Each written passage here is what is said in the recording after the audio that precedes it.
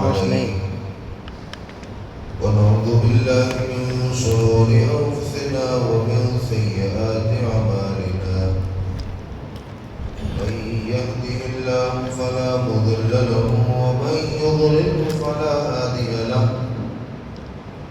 ونشهد أن لا إله إلا الله وحده لا شريك له ونشهد أن سيدنا وسندنا ونبينا ومولانا محمدا عبده ورسوله أما بعد فقد قال الله تبارك وتعالى في القرآن المجيد والفرقان الحميد أعوذ بالله من الشيطان الرجيم بسم الله الرحمن الرحيم ونريد أن نمن على الذين استضعفوا في الأرض ونجعلهم الوارثين صدق الله العظيم. وقال النبي صلى الله عليه وسلم ما خلق الله شيئا على وجه الأرض أحب إليه من العتاق وما خلق الله شيئا على وجه الأرض أبغض إليه من الطلاق أو كما قال رسول الله صلى الله عليه وسلم. اللهم صل على سيدنا محمد في أول كلامنا وصل على سيدنا محمد في أوسط كلامنا وصل على سيدنا محمد في آخر وكل كلامنا. قابل صدر حاضرین الکرام، میرے عزیز دوستوں، بزرگوں اور بھائیوں، اللہ تبارک و تعالیٰ نے ہمارے اوپر بہت ہی بڑا احسان فرمایا کہ اللہ تبارک و تعالیٰ نے ہم لوگوں کو آزاد بنایا. کسی کا غلام اللہ تبارک و تعالیٰ نے نہیں بنایا. قرآن مجید میں اللہ تبارک و تعالیٰ نے ارشاد فرمایا نُرِيدُ أَن نَّمُنَّ عَلَى الَّذِينَ اسْتُضْعِفُوا فِي الْأَرْضِ. وہ لوگ جو زمین کے اندر کمزور ہیں، جنہیں کمزور شمار کیا جاتا ہے، ہم چاہتے ہیں کہ ان کے اوپر احسان کریں. اور کیا کریں؟ وَنَجْعَلَهُمْ أَئِمَّةً، ہم انہیں مقتدا بنائیں، ہم انہیں امام بنائیں، پیشوا بنائیں. وَنَجْعَلَهُمُ الْوَارِثِينَ، اور ہم انہیں زمین کی خلافت عطا فرمائیں. کن لوگوں کے بارے میں اللہ کہا؟ ان لوگوں کے بارے میں جن کو اس کائنات میں، اس سرزمین میں کمزور شمار کیا جا رہا ہو، ان کی کوئی حیثیت نہ ہو. ایسے لوگوں کو اللہ تبارک و تعالیٰ ایسے لوگوں پر احسان کرنا چاہتے ہیں. ایک حدیث میں اللہ تبارک و تعالیٰ کے پیغمبر حضرت محمد مصطفیٰ صلی اللہ علیہ وسلم نے ارشاد فرمایا ما خلق اللہ شیئا علی وجہ الارض احب الیہ من العتاق. اللہ تبارک و تعالیٰ نے اس سرزمین میں جتنی چیزیں بنائی، ان تمام چیزوں میں آزادی اللہ تبارک و تعالیٰ کے نزدیک بہت ہی زیادہ پسندیدہ ہے. وما خلق اللہ شیئا علی وجہ الارض ابغض الیہ من الطلاق. آپ علیہ السلام نے آگے ارشاد فرمایا اور اللہ تبارک و تعالیٰ نے جتنی چیزیں بنائی، ان تمام چیزوں میں اللہ کے نزدیک سب سے زیادہ ناپسندیدہ چیز اگر کوئی ہے تو وہ ہے طلاق. کسی مرد کا کسی عورت کو طلاق دینا ہے، کسی عورت کا کسی مرد سے طلاق کا مطالبہ کرنا، یہ اللہ تبارک و تعالیٰ کو سب سے زیادہ ناپسند ہے. پسندیدہ چیز وہ آزادی اطاعت، اور ناپسندیدہ چیز وہ ہے رشتوں کا ختم ہو جانا، رشتے ٹوٹ جانا، طلاق کا مطالبہ کرنا. میں آپ کو بتاؤں، عامر ابن ربیعی رضی اللہ عنہ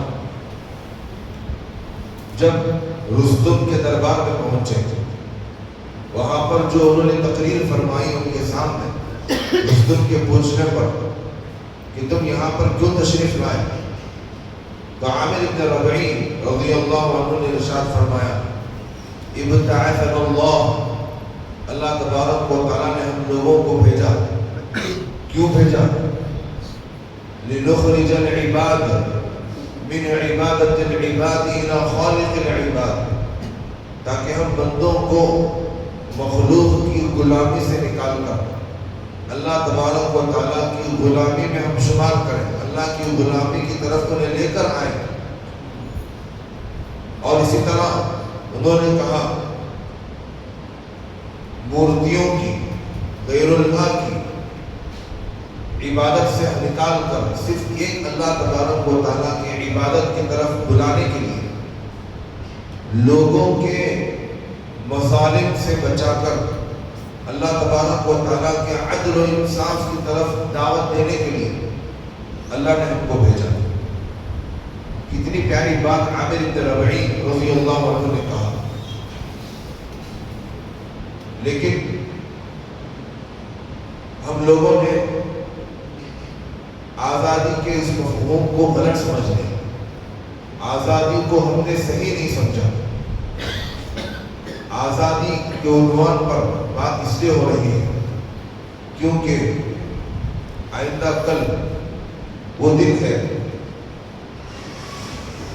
جس دن ہم لوگوں کو، خصوصاً ہندوستان کے لوگوں کو، چاہے وہ مسلمان ہو یا غیر مسلم ہو،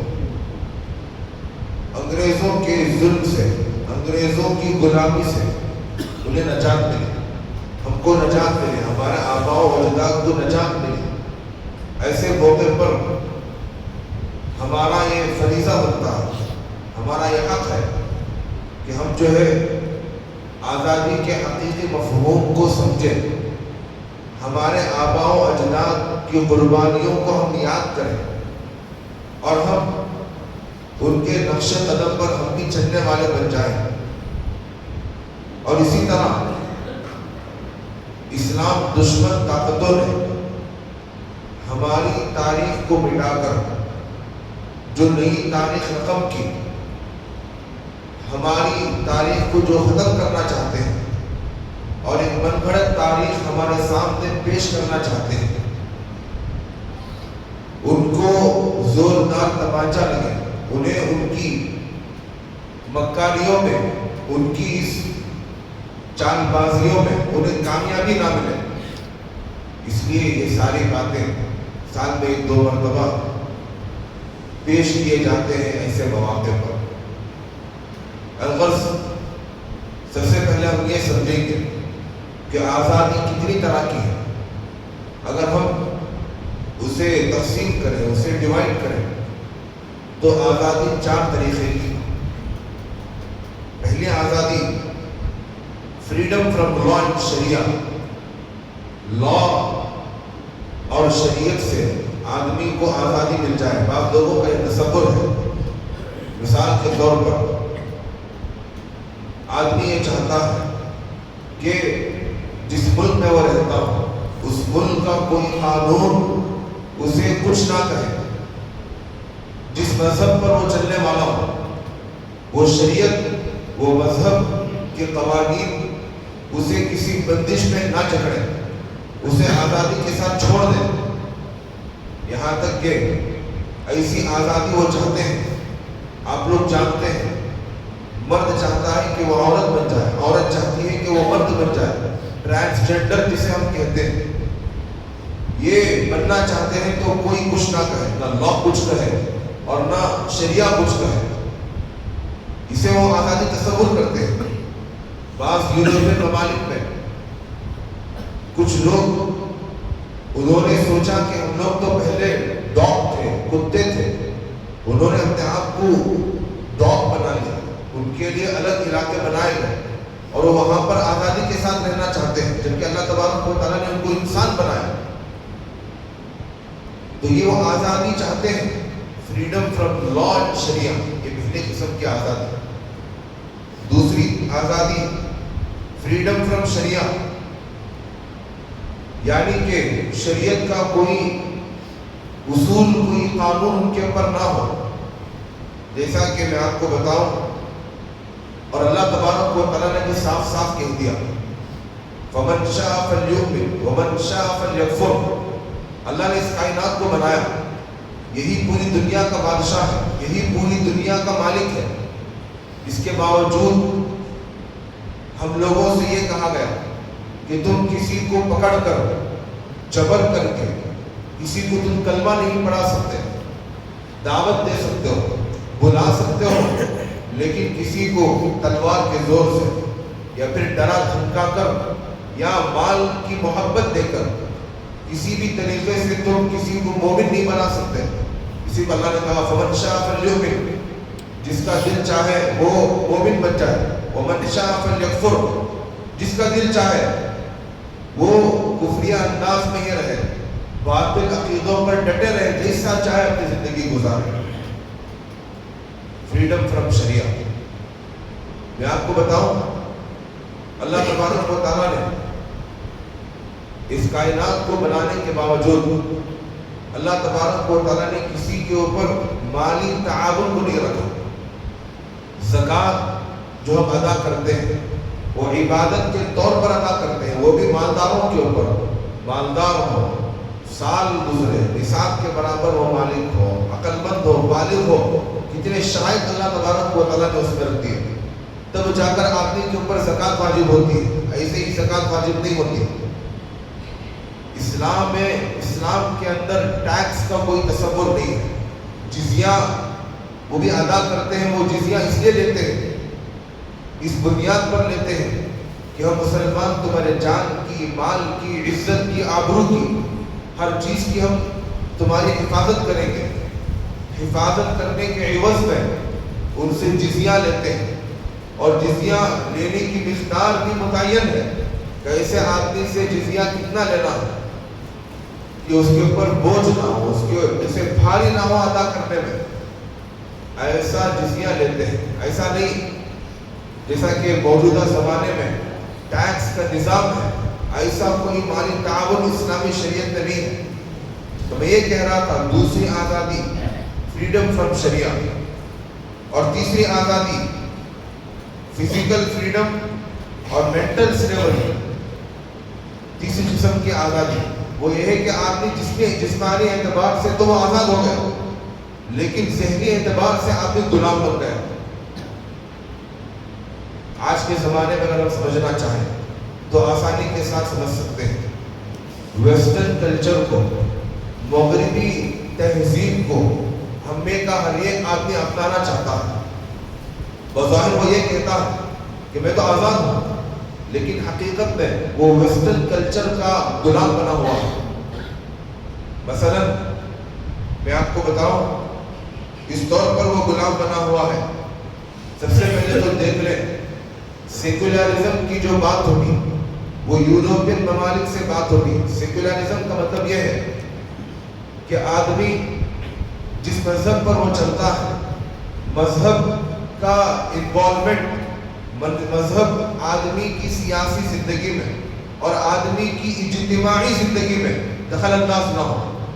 آدمی انڈیویجولی وہ اپنے ذات کے لحاظ سے اگر اس کا دل چاہے تو وہ شریعت کو مانے، اگر اس کا دل چاہے تو جس مذہب پر وہ چل رہا ہے اس مذہب کے اصول و قوانین کو وہ مانے، لیکن سیاست میں مذہب کو لے کر نہ آئے، اجتماعی زندگی میں مذہب کو لے کر نہ آئے. اسی کو سیکولرزم کہا جاتا ہے. اور دکھنے میں تو یہ نعرہ بہت پیارا نظر آتا ہے، لیکن حقیقت میں اس نعرے کو اٹھانے والے یورپین ممالک کے لوگ تھے، اور ہمارا دماغ میں یہی بن گیا کہ ایسا ہی ہونا چاہیے، اور ہم ان کے غلام بن گئے. تو پہلی چیز سیکولرزم، یہ مغربی تہذیب سے یہ بات نکلی اور ہم ذہنی اعتبار سے اس کے غلام بنے ہوئے ہیں. دوسری چیز جینڈر ایکویلٹی.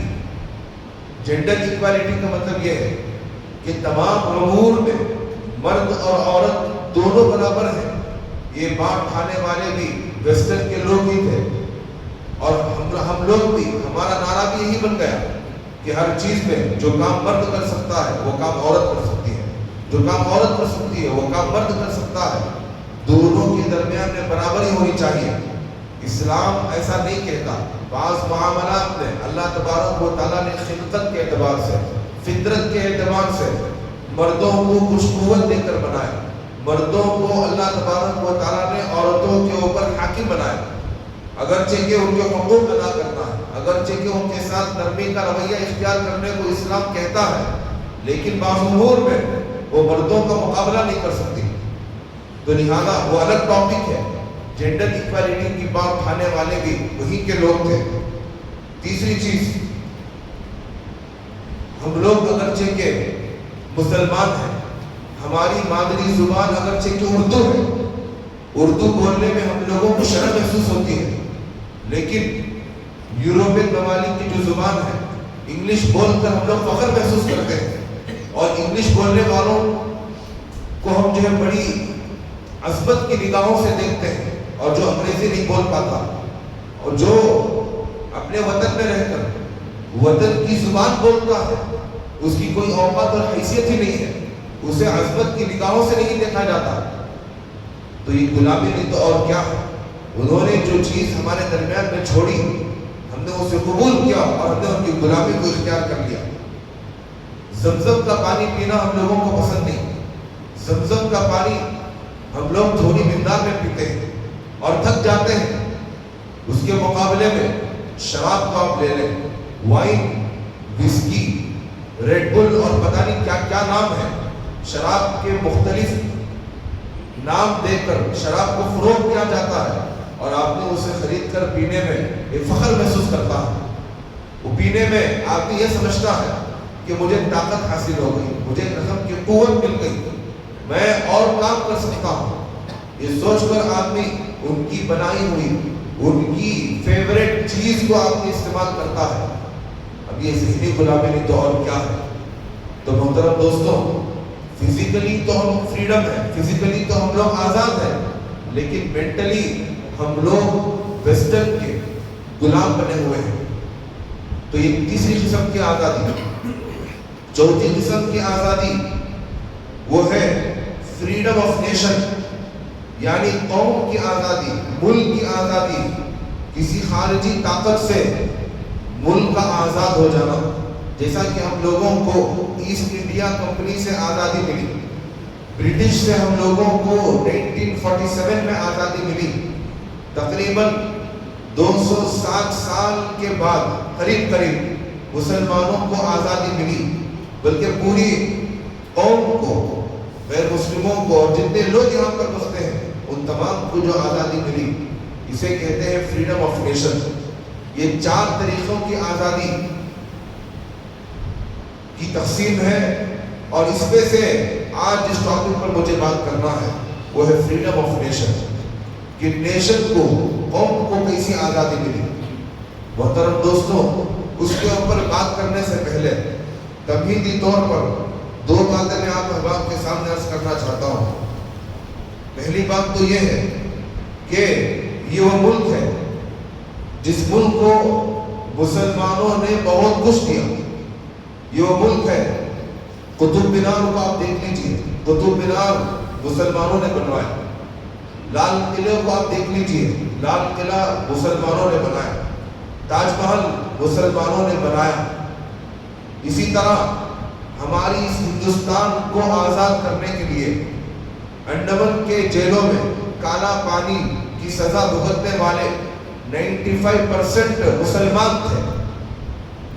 1740 سے لے کر 1857 تک، 1740 سے لے کر 1857 تک صرف مسلمان ہی تھے جنہوں نے انگریزوں کا مقابلہ کیا۔ پھر اس کے بعد میں 1857 کی جنگ میں سارے لوگ اکٹھے ہوئے، سارے مذہب کے لوگ مل کر انگریزوں کا مقابلہ کیا۔ 260 سال تک صرف مسلمانوں نے اپنے اس وطن کو آزاد کرانے کے لیے اپنی جانوں کی، اپنے مال کی، اپنی ہر چیز کی قربانی دی۔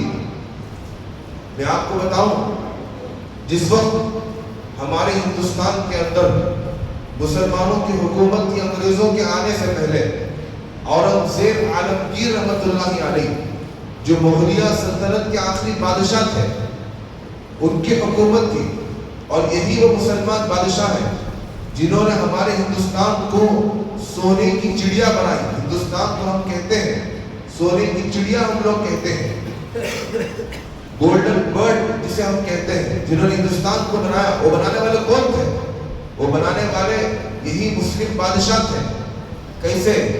میں آپ کو بتاؤں، مغلیہ دور میں بھارت کی جو جی ڈی پی تھی، جی ڈی پی کا مطلب ہے گراس ڈومیسٹک پروڈکٹ، یعنی کہ پورے ملک میں جتنی مالیت وہ نکلتی ہے تجارت کے اعتبار سے، مصنوعی چیزوں کو تیار کرنے کے اعتبار سے، کھیتی باڑی کرنے کے اعتبار سے، جتنی چیزیں ہمارے اس ملک کے اندر تیار ہو جاتی ہیں، اس کی مالیت کتنی ہوتی ہے، اسے جی ڈی پی کہا جاتا ہے۔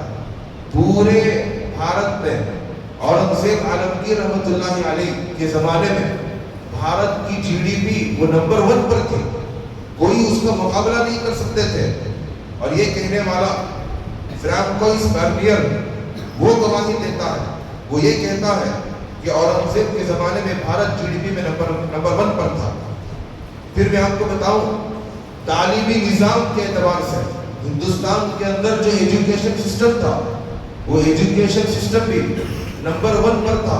اورنگزیب عالمگیر رحمۃ اللہ علیہ کے زمانے میں ایک شخص گزرا جس کا نام ہے ول ڈورنٹ، وہ اپنی کتاب دی اسٹوری آف سویلائزیشن، اس کتاب کے اندر لکھتا ہے ول ڈورنٹ کہ صرف بنگال کے اندر 80,000 اسکول تھے۔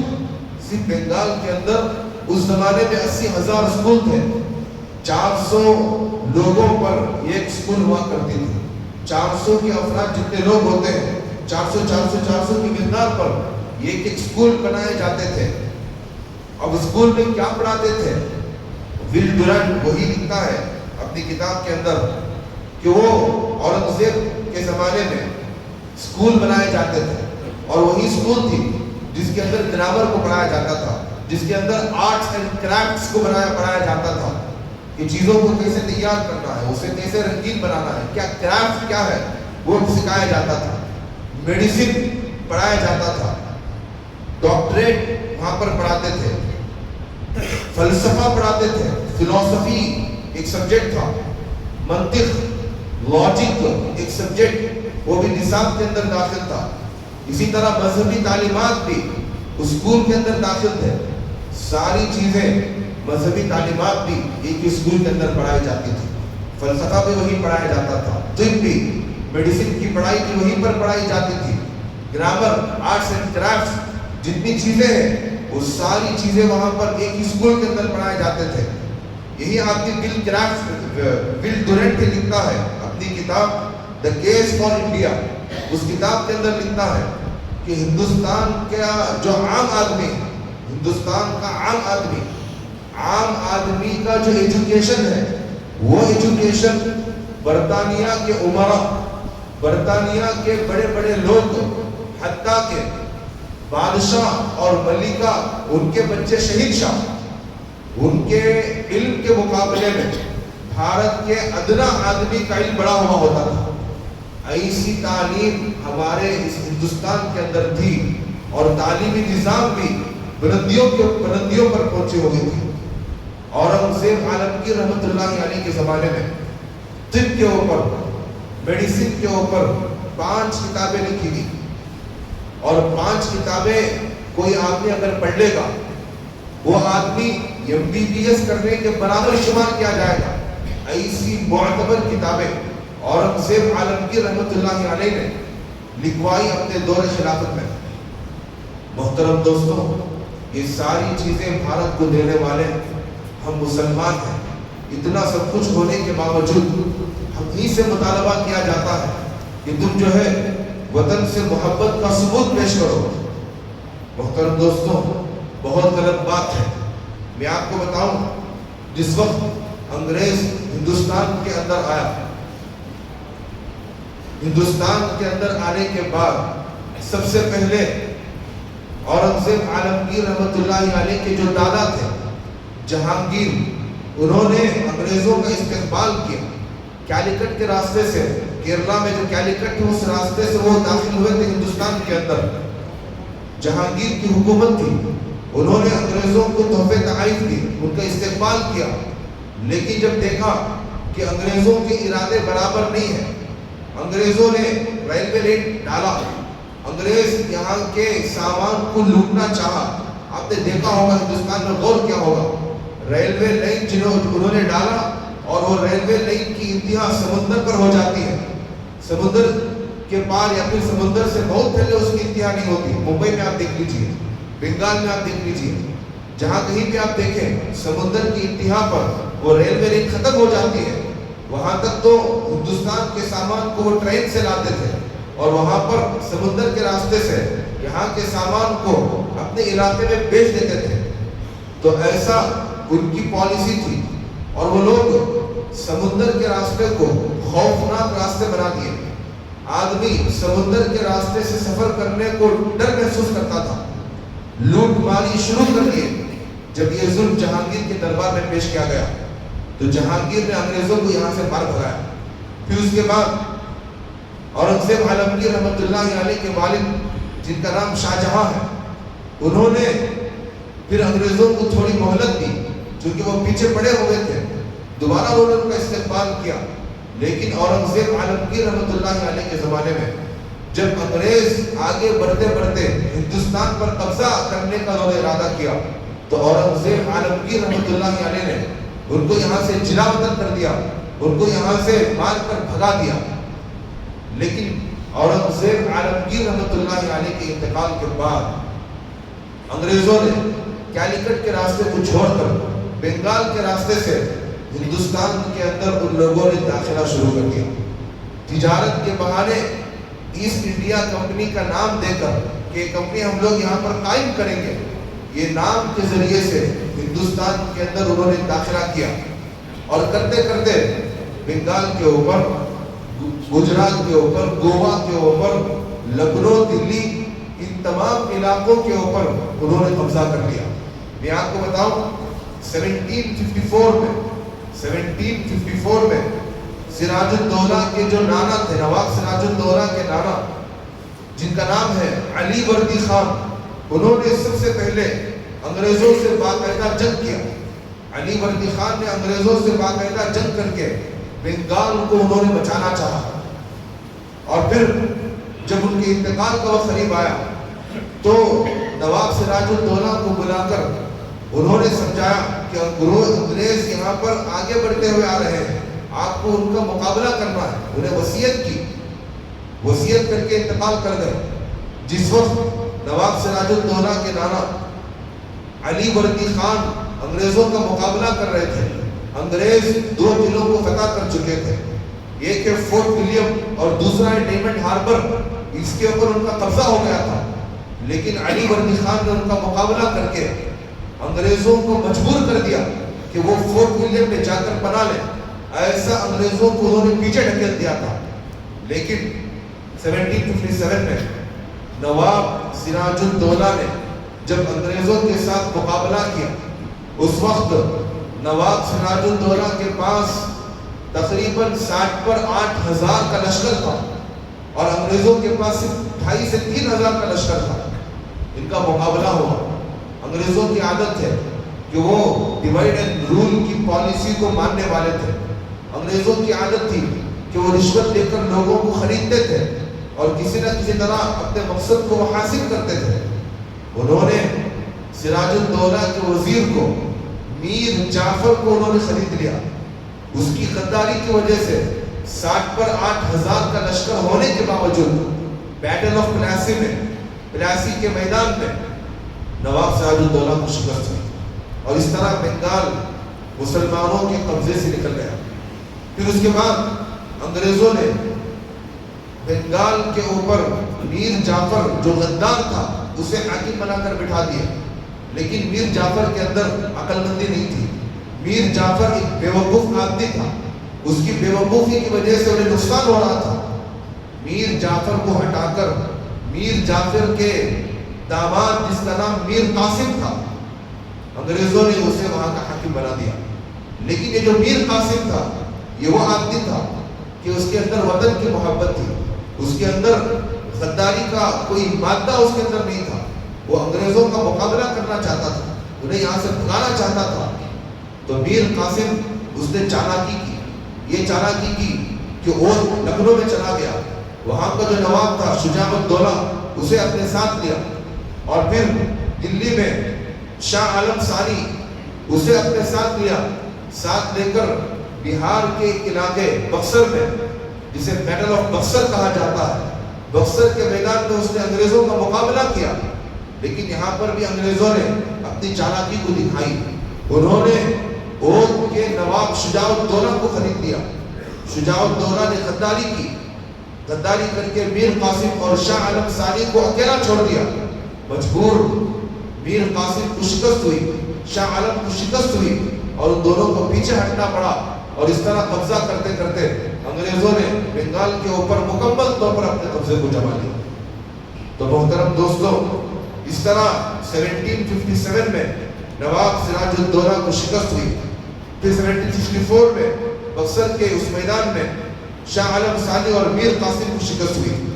1799 میں اگر ہم دیکھ لیں، ٹیپو سلطان شہید رحمت اللہ علیہ ہمارے ساؤتھ انڈیا کے علاقے میں انگریزوں کا انہوں نے مقابلہ کیا، 4 جنگیں لڑی. 3 جنگوں میں ٹیپو سلطان شہید رحمت اللہ علیہ کو فتح نصیب ہوئی. ٹیپو سلطان شہید رحمت اللہ علیہ کے جوش اور ان کے جذبے کو دیکھ کر انگریز کے کہنے پر مجبور ہو گیا کہ ہم ان کا مقابلہ نہیں کر پاتے، ہم ان کا مقابلہ نہیں کر سکیں گے، ہم کو پیچھے ہٹنا چاہیے. یہ کہنے پر انگریز مجبور ہو گیا. لیکن ان کی فطرت رشوت دینے کی تھی. انہوں نے میر صادق کو خرید لیا، اور یہ میر صادق وہ غدار تھا، غداری کرنے میں نمبر 1 تھا. اس نے غداری کی، اور چوتھی جنگ میں 1799 کی جنگ میں ٹیپو سلطان شہید رحمت اللہ علیہ کو شکست ہوئی. اور انگریز ٹیپو سلطان شہید رحمت اللہ علیہ کے لاش کے پاس کھڑے ہو کر کہتا ہے کہ آج سے یہ ہندوستان ہمارا ہے. ٹیپو سلطان شہید رحمت اللہ علیہ ایسے طاقتور اور ایسے بہادر بادشاہ تھے کہ انگریز جب وہ اپنے بچے کو سلاتے تھے تو یہ کہتے کہ بچے سو جا ورنہ ٹیپو آ جائے گا. ایسا ٹیپو سلطان شہید رحمت اللہ علیہ کے نام سے لوگوں کے دل میں خوف بیٹھا ہوا تھا. تو محترم دوستو، جہاں کہیں بھی ہم دیکھیں مسلمانوں کو جو تنزلی ہوئی، مسلمانوں کو جو شکست ہوئی، مسلمانوں کو رسوائی کا جو سامنا کرنا پڑا، وہ اپنے ہی لوگوں کی غداری اور اپنے ہی لوگوں کے ٹانگ کھینچنے کی وجہ سے ہوا. پھر اس کے بعد 1831 میں تحریک شہیدین، سر سید احمد شہید رحمت اللہ علیہ کی تحریک اور سر اسماعیل شہید رحمت اللہ علیہ کی تحریک، ان دونوں کی تحریک ناقابل فراموش ہے. ہندوستان کی آزادی کی اگر ہم بات کریں تو ان دونوں کی تحریک کو یاد کرنا بہت ضروری ہے. اور انگریز بھی سر سید احمد شہید رحمت اللہ علیہ اور اسماعیل شہید رحمت اللہ علیہ سے خوف کھاتے تھے. خود انگریز کہتا ہے کہ مجھے 3 کتابوں سے بہت ڈر لگتا ہے، 3 کتابوں سے بہت ڈر لگتا ہے. یہ کتاب ہے تقویت الایمان. اس کتاب کو لکھنے والے اسماعیل شہید رحمت اللہ علیہ. یہ وہ زمانہ تھا کہ مسلمانوں کے اندر سے دینی شعور ختم ہو گیا تھا، دینی سینس ان کے اندر سے ختم ہو گیا تھا. بدعات، کفریہ عقائد مسلمانوں کے اندر کون کون کر بھری ہوئی تھی. ہمارے اندر 5 طرح کے سینس، آنکھ کے ذریعے سے دیکھنے کا سینس، کان کے ذریعے سے سننے کا سینس، اسی طرح جو ہے زبان ہے چکھنے کا، محسوس کرنے کا، سونگھنے کا جو سینس ہے. ایسے ہی ایک 6th سینس بھی ہے، وہ ہے مذہبی سینس. مذہبی حادثہ جسے کہتے ہیں، وہ حادثہ لوگوں کے اندر سے بالکل ختم ہو چکا تھا. انہیں نہ اللہ کا خوف ان کے اندر تھا، نہ رسول اللہ صلی اللہ علیہ وسلم کا ڈر ان کے اندر تھا. وہ اس لیے کیونکہ مسلمان مقابلہ کرتے کرتے مسلمان علماء وہ ختم ہو چکے تھے. مسلمانوں کے مدارس وہ اٹھا دیے گئے. پہلے تو ایسا تھا، مدرسہ الگ نہیں تھا، اسکول الگ نہیں تھی. ایک ہی اسکول کے اندر مذہبی تعلیمات بھی دیے جاتے تھے، ایک ہی اسکول کے اندر انگریزی تعلیمات بھی، یعنی دنیاوی تعلیمات بھی وہاں پر پڑھائے جاتے تھے. صلاحیت ان کے اندر پیدا کر کے، ان کی تربیت کر کے اخلاقی تربیت کر کے، دینی تربیت کر کے انہیں وہاں سے آزاد کیا جاتا تھا. لیکن سب سے پہلے مدرسے کو الگ کرنے والا ایک انگریز تھا، اس کا نام ذہن سے نکل گیا. وہ انگریز، اس نے سب سے پہلے مدرسے کو الگ کیا، اسکول کو الگ کیا. کیوں؟ اس لیے کہ وہ اپنا نصاب ان مدارس کے اندر داخل نہیں کر سکتے تھے. وہ اپنے نصاب کو داخل کرنا چاہتے تھے. اس داخل کرنے کے لیے مذہبی تعلیمات کے سلسلے کو الگ کیا اور پھر اپنی تعلیمات کے سلسلے کو اس نے الگ کیا. تو محترم دوستو، یہ وہ زمانہ تھا کہ لوگوں کے اندر مذہبی جذبات بالکل نہیں تھے. ہمارے مسلمانوں کے اندر یہودیوں کے رسوم و رواج بھی تھے، نصرانیوں کے رسومات بھی تھے، مشرکین کے رسومات بھی تھے. غیر اللہ کو سجدہ کرنا، غیر اللہ کو پوجنا، قبروں کا طواف کرنا، قبروں کے اوپر جا کر سجدہ کرنا، بتیاں جلانا اور پتہ نہیں کیا کیا ساری چیزیں، یہ رسومات ہمارے اندر پائی جاتی تھی. ان کا مقابلہ کرنے کے لیے، مسلمانوں کے اندر دینی بیداری کو پیدا کرنے کے لیے ایک کتاب لکھی ہے اسماعیل شہید رحمۃ اللہ علیہ. اس کتاب کا نام تھا تقویت الایمان. اس کتاب کے ذریعے سے پورے ہندوستان کے اندر مسلمانوں کا ایمان جھنجھوڑا گیا. مسلمانوں کی ایمانی طاقت جاگی، بدعات ختم ہونے کو تھے. پھر ایک کتاب لکھے سر سید احمد شہید رحمۃ اللہ علیہ، ملفوظات سید کے نام سے. انگریز کہتا ہے کہ مجھے اس کتاب سے بھی خوف ہے. یہ وہ کتاب ہے کہ اس کتاب کے ذریعے سے سر سید احمد شہید رحمۃ اللہ علیہ نے مسلمانوں کے اندر انگریزوں کے خلاف بغاوت اور انگریزوں کو بھگانے کے لیے انہوں نے مسلمانوں کو جوش دلایا، مسلمانوں کو مرغلایا. اور ایک کتاب ہے شرح الوقایہ، فقہ کے اوپر لکھی گئی کتاب. اس کتاب کے اندر ایک ٹاپک ہے کتاب الجہاد. اس کے اندر جس حساب سے مسلمانوں کو موٹیویٹ کیا، اس کتاب الجہاد سے مجھے ڈر لگتا ہے. تو محترم دوستوں، ایسا تحریک شہیدین، یہ تحریک شہیدین بھی بالا کوٹ کے میدان میں جا کر ختم ہو گئی. وہ ختم اس لیے ہوئی افغانیوں کی غداری کرنے کی وجہ سے وہاں پر مسلمانوں کی شکست ہوئی. الغرض محترم دوستوں، چند باتیں آپ احباب کے سامنے آئی، اور بھی بے شمار باتیں ہیں انشاءاللہ آئندہ جمعہ آپ احباب کے سامنے رکھی جائیں گی. الغرض وقت ہو چکا ہے. اللہ سے دعا ہے کہ اللہ تبارک و تعالیٰ